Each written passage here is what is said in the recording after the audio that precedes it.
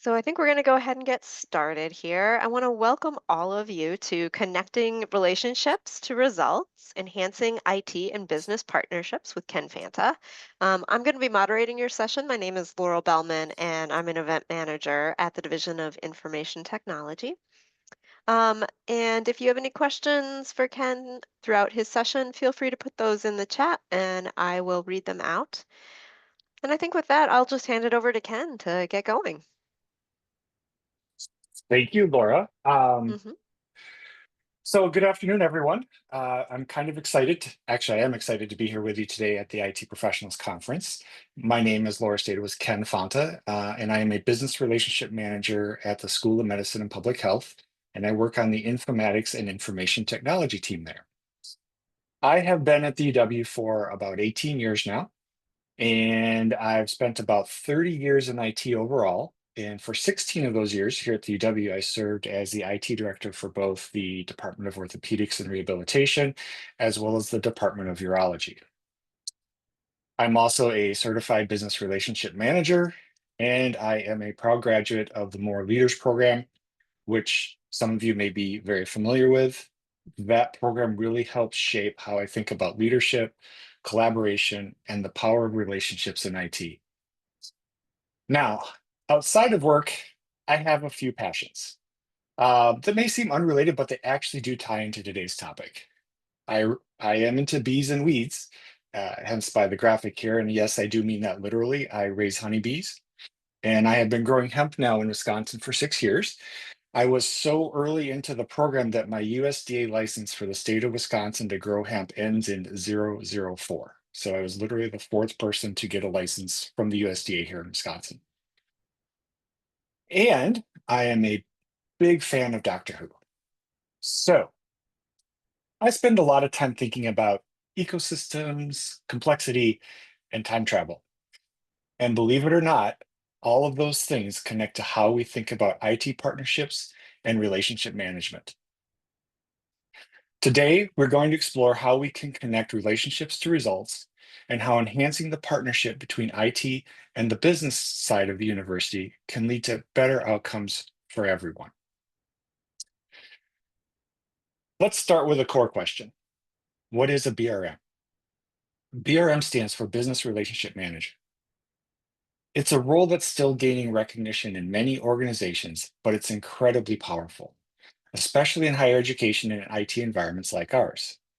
At its heart, the BRM role is about connecting relationships to results. We're not just intermediaries, we are strategic connectors. We help IT understand the needs of faculty, staff, and students, and we help the business side understand what IT can do to support their goals. As BRMs, our mission is to improve ourselves, our organization, and our world by connecting relationships to results.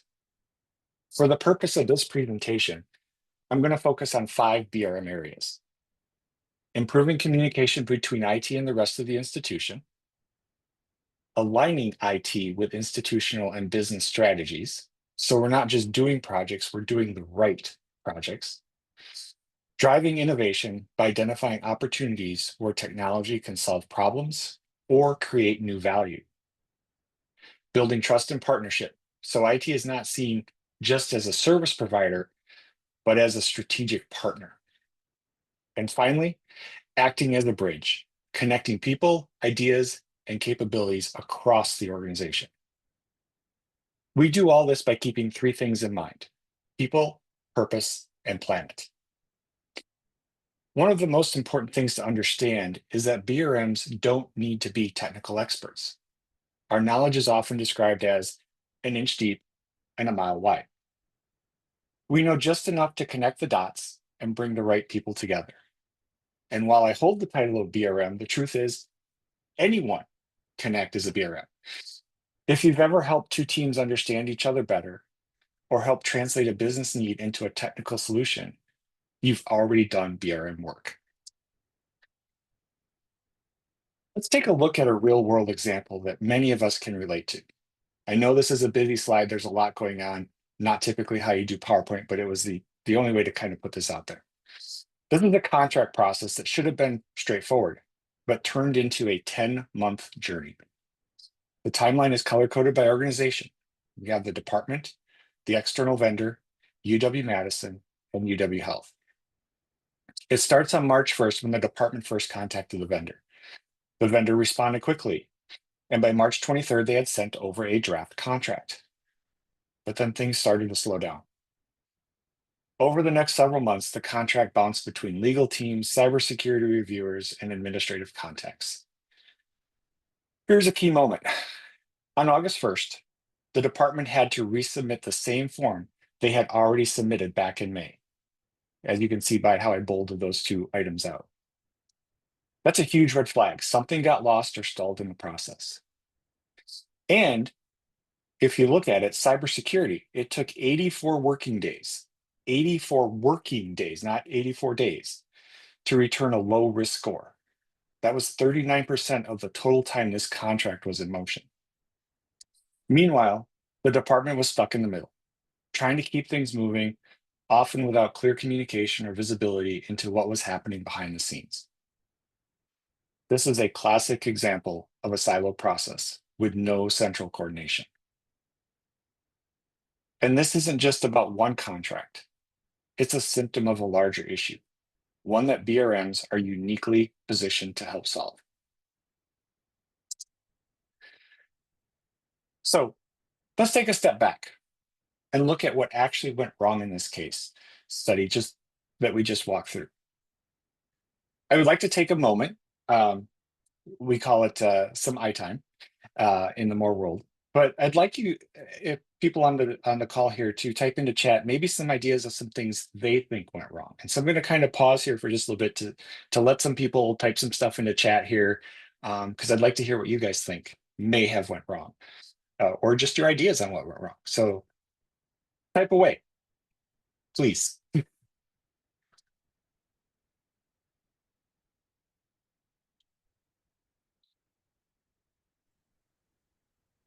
One person not following up on action items, no clear indication who are responsible for what. Great, great. No central location for holding documents. Really excellent. Great thoughts, great ideas, and they are all part of it as well.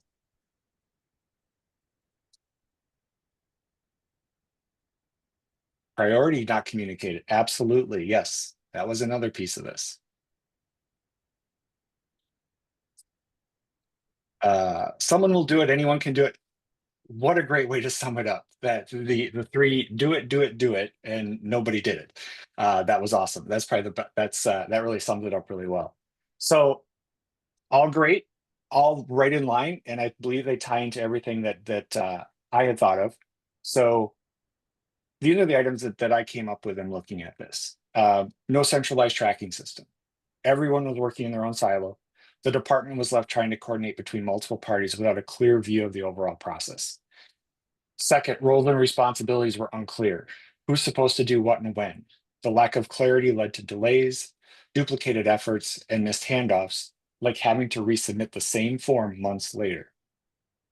Third, little communication between the groups, and the department was left in the dark, trying to push things forward without knowing where the bottlenecks were. And finally, the cybersecurity review took 84 working days. That is almost 17 weeks. That is not just a delay, it's a signal that the process isn't working as efficiently as it could. These aren't just process issues, they're also relationship issues. When people don't know each other, don't talk regularly, and don't have shared expectations, this is what happens. And that's where BRMs come in. We build the relationships and communication structures that prevent this kind of breakdown. So now that we've seen what went wrong in the case study, let's talk about how BRMs can help prevent these kind of breakdowns. First, BRMs focus on proactive relationship building. We don't wait for problems to arise. We build trust and communication channels early, so when challenges do come up, we already have the right people talking to each other. Second, we clarify roles and responsibilities. In this case, there were multiple handoffs, and it wasn't clear who was responsible for what. A BRM can help map out and ensure everyone knows their part in the process. Third, we facilitate a shared understanding. That means translating between technical and non-technical teams, aligning expectations, and making sure everyone is working toward the same goal. Fourth, we advocate for process improvement and transparency. We're often the ones asking, why is this step here? Or can we make this easier for everyone who's involved? And finally, we bring a unique perspective. As stated earlier, our knowledge is often described as an inch deep and a mile wide. We may not be the subject matter experts, but we know how to connect the dots. We see the big picture and help others see it too. In short, BRMs help shift the culture from reactive and siloed to proactive and collaborative. So what does this look like as we play this out? We talked about what went wrong and how BRMs can help. Let's look at a better approach that what that might actually look like in practice. These are just a few ideas to get you thinking, not a checklist, but a vision of what's possible when we focus on relationships and collaboration. Centralized tracking system. That might be hard to implement campus-wide, but it is a powerful goal. A shared system would give everyone visibility into the process, who's responsible, what's pending, and where the bottlenecks are. It would reduce the need for follow-up emails and status checks. Clear cybersecurity protocols. We need better guidance on what needs to be reviewed, what documentation is required, and how long it typically takes. That kind of clarity would help departments plan better and reduce surprises. Streamline communication. Imagine having someone to facilitate the process, not to micromanage, but to keep things moving. Regular working groups, weekly or bi-weekly, could replace the endless back and forth emails and help build relationships across teams. A unified IT review process. Right now, it feels like every group does its own review in isolation. But if we're all working from the same standards, why not create a shared review model? Or even a Big Ten clearinghouse for common tools and vendors, where maybe the vendor pays for the review as it ends up giving them approval at all the schools in the alliance. Think of the money saved by doing one review instead of 10 separate reviews for the same software. I read that a single cybersecurity review for an enterprise can cost an average of $50,000. Multiply that by 10 different institutions. These aren't just process improvements, they're relationship improvements. They're about creating a culture where people talk to each other, trust each other, and work toward shared goals. So what happens when we actually implement these relationship-driven improvements? First, we reduce frustration across the board. When people know what's happening, who's responsible, and what the next step is, they feel more confident and less stressed. That alone can transform how teams work together. Faster turnaround. With better coordination and fewer handoffs falling through the cracks, we can significantly reduce the time it takes to complete project reviews and get approvals. That also means we can respond more quickly to the needs across campus. Better partnering and alignment. When IT and business units are aligned from the start, we're not just reacting to requests. We're co-creating solutions that support the university's mission. That's real partnership, and it leads to better outcomes. Finally, an accelerated pace of innovation. When we're not bogged down by inefficient processes, we free up time and energy to focus on innovation. That's where we want to be, solving problems, exploring new ideas, and delivering better value faster. These results aren't just theoretical, they're achievable. And they start with something simple but powerful: building better relationships. So let's imagine, back to the case study, what a truly collaborative relationship-driven solution could look like. Not just for one contract, but for how we work across the university. First, we envision a BRM or BRM community that actually fosters relationships. This isn't just one person. It's a network of people across IT and business units who are committed to building relationships. Second, We establish regular working groups, weekly or biweekly, where stakeholders from different areas come together to share updates, raise concerns, and align on goals. These meetings aren't just about status, they're about building trust and shared understanding. Third, we create an environment where everyone has relationships with everyone. That means fewer silos, more collaboration, and faster problem solving. When people know each other, they're more likely to pick up the phone, send a quick message, or jump on a call to move things forward. The results? Faster time to completion and innovation, significantly less money spent. IT is no longer just a service provider, it's a strategic partner. And most importantly, no more silos. This is what it looks like when we connect relationships to results. It's not just about fixing a process, it's about transforming how we work together. Let's bring this all back to something that's deeply rooted in our identity here at UW-Madison, the Wisconsin idea. The Wisconsin idea is the principle that the work we do inside the university should benefit people throughout the state, not just on campus. It's about extending the boundaries of the university to improve lives everywhere. So, how does that connect to IT and business partnerships? Well, it starts with internal efficiency. When we work better together, when we reduce friction, improve communication, and align our efforts, we free up time, energy, and resources. And that means we can do more of the work that truly matters, supporting students, advancing research, and serving the public. This is where people, process, and planet come back into play. With people, we focus on relationships.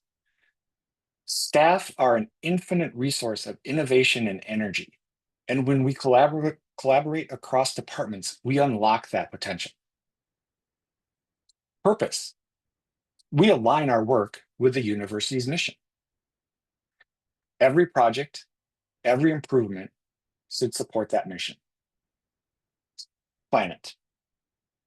We aim for sustainability, not just environmental, but operational. Streamlining processes reduces waste of time, money, and effort. So when we talk about building better bridges between IT and the business, we're not just improving internal workflows, we are strengthening our ability to serve the state. That's the Wisconsin idea in action.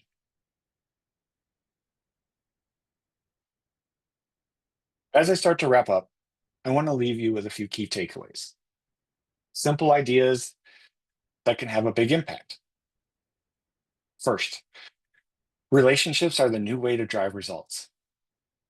In today's complex environment, it's not just about tools or systems, it's about people, which has been a theme that has come out of a lot of presentations these last couple of days. When we build strong relationships, we unlock collaboration, trust, and innovation. Second, you don't need to be a BRM to act like one. If you ever said, hey, I know someone who can help with that, you've already started doing the work of a BRM. It's about connecting people and ideas to move things forward. Third, relationships are often built indirectly. They happen in hallway conversations, quick check ins, or shared problem solving. The more we nurture those informal connections, the stronger our formal processes become. Fourth, in our current climate, software and hardware cost money, but relationships just require a conversation. They're free, but they're powerful. And they're one of the most underutilized resources we have. And finally, process improvement is everyone's job. IT is a service, yes, but we should strive to be a partner. We need to work with the business to help them accomplish their goals not the other way around. That's how we create value, and that's how we live out the Wisconsin idea. So let's build better bridges together. I want to thank you all for spending this time with me today. I hope this session has helped you see how powerful relationships can be, not just in theory, but in the day-to-day work we do across IT and the university. Whether you hold the title of BRM or not, you have the ability to build bridges. You have the ability to connect people, align goals, and drive meaningful results. In a time when budgets are tight, systems are complex, and expectations are high, relationships are one of the most valuable and most accessible resources we have. So let's use them. Let's build better bridges. Let's work together so we can serve our campus, our community, and our state even more effectively. Thank you, and I'd love to hear your thoughts and questions. Hear, hear, Ken. Fantastic. Thank you. Um, if anybody has any questions for Ken, feel free to drop those in the chat or unmute yourself and ask. I've kind of got a question for the group. So Ken threw out a great case study out there of something that didn't go very well. I'm curious if anyone here has a story of either something that went well or something that didn't go so well. And as people mull that over, Ken, you have a question about at what ranks does this happen? Can you clarify that, Robert, a little bit more? What do you mean by ranks? Oh, I'm thinking about ranks in the organization. So at what ranks did the problem happen, or what ranks can the solution happen? No, I'm thinking of these weekly or bi-week or twice a month Yeah. communities. You, yeah, that's the best thing about it is that when you look at things from a working group perspective, um, they can happen in any ranks, and they can involve people at all different ranks. So you could go back to this case that happened, and a working group coming together on a regular basis would have made this process so much better. I mean, that's an obvious solution to all this, right? If these people would have gotten together on a regular basis, a great working group. If you want to extend that out, I can share out like in SMPH, we have service line directors now. Um, those service line directors, at the behest of the BRMs, we get together twice a month and we just have a broad overview. We discuss certain topics for about an hour. So that's happening at a higher level of ranks. Another thing we do as BRMs, we also have meetings with our business partner and other teams that are involved with that. So it can happen anywhere, literally. It's just the big thing is start somewhere and start getting it to happen. They don't have to be really high up. They don't have to be really low down. They can literally be, where does it need to start? Where does it need to happen? And it will start to get legs of itself and really take on its own life. Thank you. Mhm. Anyone else have a question? If not, would anyone like to share a story of an experience they might have had, good or bad, dealing with relationships? Um, if I could say one thing, Philip Dow, fellow BRM, Ken, that was a really very well done overview of the BRM role. I feel like I learned stuff from that, and it was very impressive. Thank you for delivering that. Really, I just want to say that. That's all. Nice job. And I'm happy to share. So how this aligns with the Wisconsin idea, this particular case study. So a little bit more that I could share without giving away too much was, obviously this came from within the med school. This group was looking to provide free healthcare to an underserved population. Okay. And they needed a way to track what was being given, or the healthcare that was given, right? Because obviously for legal purposes and whatnot. So if you kind of play this out a little bit more and think about it, it's not just the effect on the department by this being delayed 211 days. What about on the population they were going to offer this free healthcare to? Could that have changed some mortality rates? Could it have gotten people to get help on certain things sooner so they didn't maybe suffer as long?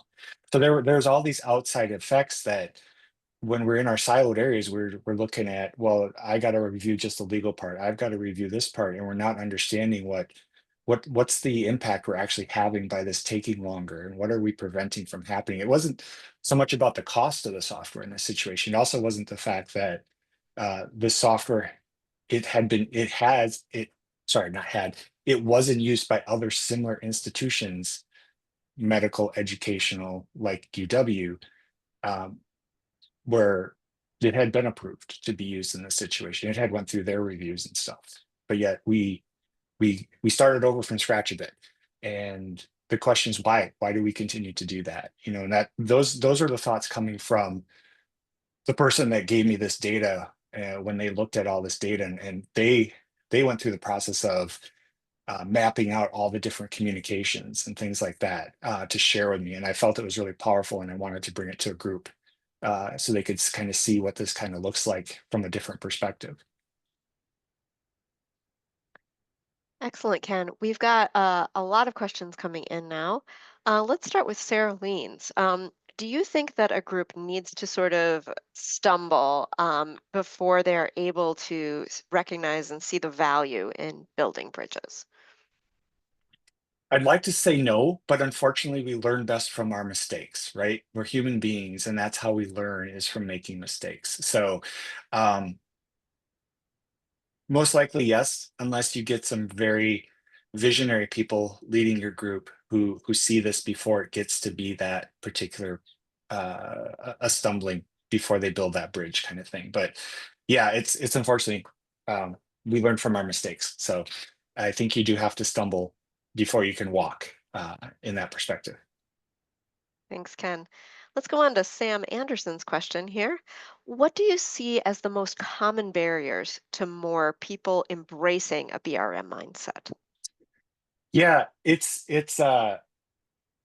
nebulous, and I use that term. The reason I use that term because it's relationships. So a lot of times we compare, or you'll see the BRM compared to basically a project manager in a way. There's a lot of things that look very similar in the processes that we do and things like that.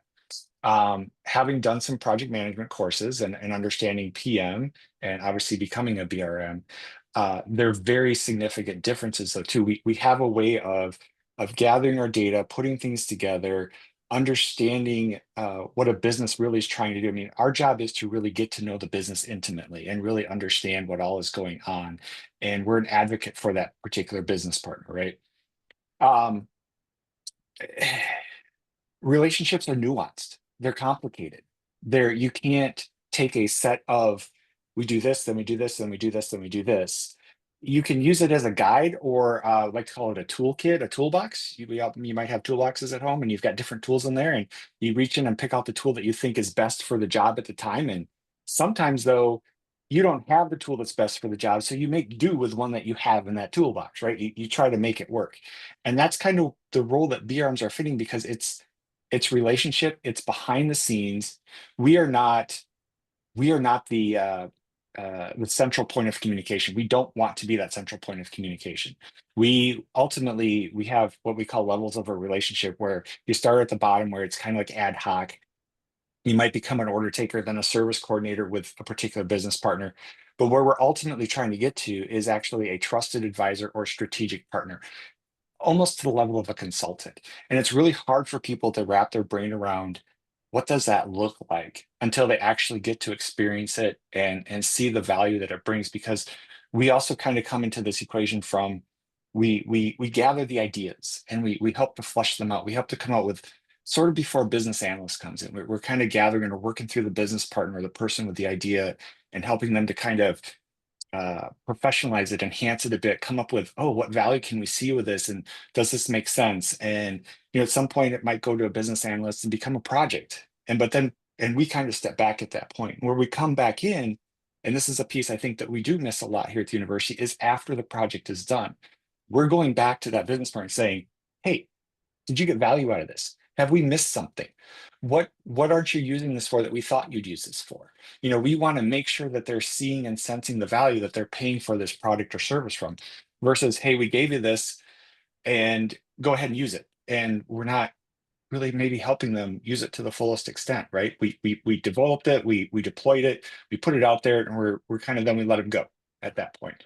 We come back and we follow up and we see what's going on.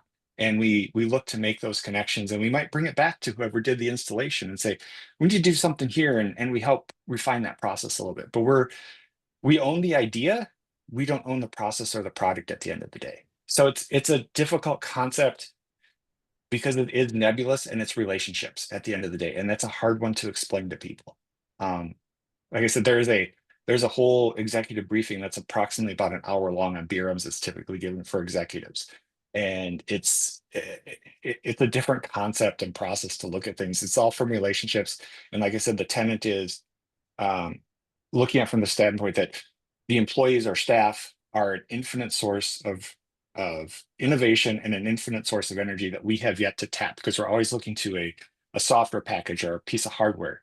Whereas we've got this great resource sitting here in front of us. We should use it. And how do we do that? Well, it's relationships. That's fantastic, Ken. Really good. Um, all right, let's move on to Jim Helwig's question. Thinking about SMPH in particular, how do you disseminate information from all the different silos across all the BRMs? Each BRM is gathering information all the time from their partners, but how do you know what to share? Good one. Jim, if I'm being honest, we don't always know what to share. We're learning. You've been a part of the process of the journey of this change at SMPH, and as a BRM, we are in our infancy. BRMs as a whole have really only officially existed with an actual like institute that has a book of knowledge 10 years now, 11 years actually. So compared to PM, I think the PM Institute has existed since the late 70s or early 80s. So this is new. It's in its infancy. We're also not, the consolidation at SMPH is still in process. We are not a full functioning IT provider with all of our service catalogs, all of our processes in place, and all that kind of stuff. So it's evolving. So we have to exercise at this point our best judgment at times.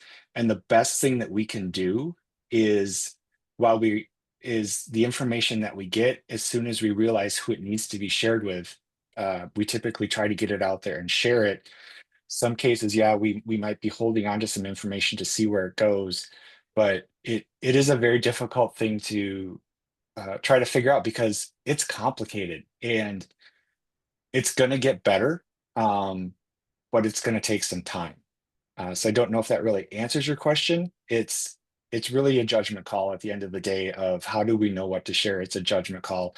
We try to err on the side of sharing more than we honestly need to, but to some degree, it still is a judgment call a little bit because some business partners want some things to be kept private and confidential for a period of time. So we really have to exercise our judgment. Great question. Anyone else have a question or anything else they want to share from their own experiences? Yeah, well, Ken, if I could add one thing to that last entry that you made, it's almost like sometimes, you know how some authors will post preview chapters, and some authors would never let anything other than the final copy be released. And taking that same idea, people's own work, they are ready at different times. And so when, to your point, when do we preview something can certainly be a challenge. And so, keeping that relationship, good and open line of communication with those people too that are doing that work, is certainly central to what we do too. Mhm. And Robert, your comment about changing who talks to whom about what on a regular basis, it is actually really, really powerful because I find that once people start to develop a connection or they start to understand that other person, it becomes a lot harder to just outright say, I don't want you to say it this way, but outright say no. They validate, they want to listen, and they want to work a little bit harder to seeing, can we find a solution to this particular problem or issue that's going on? When you're just at the end of an email and you don't know who the person is on the other end, it becomes really easy to say no in those situations. And thus you're not validating either that they're having a problem. Maybe you can solve it, maybe you can't, but validation goes a long ways. And I think that was something that Lois had touched on in her keynote too, about how important that was in just validating people. Validation does not mean you agree. It just means you're validating, you hear, and you understand. So thank you for that comment, Robert. That was a great comment. Anyone else?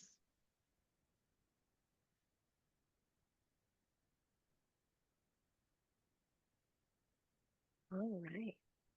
I'm hearing silence. So thank you very much, Ken, for not only a great presentation, but answering some really great questions from the folks who are attending today. I'm going to just go ahead and put a link to our survey for the uh, conference as a whole. If you can give us some feedback, that'd be great. I think there's a question in there that includes your favorite session, and I know all of you are going to say it was this one because it was great. Um, Thank you again to Ken, and thanks to all of you for joining. And have a wonderful rest of your Friday. Thanks. Thanks, everyone. Bye.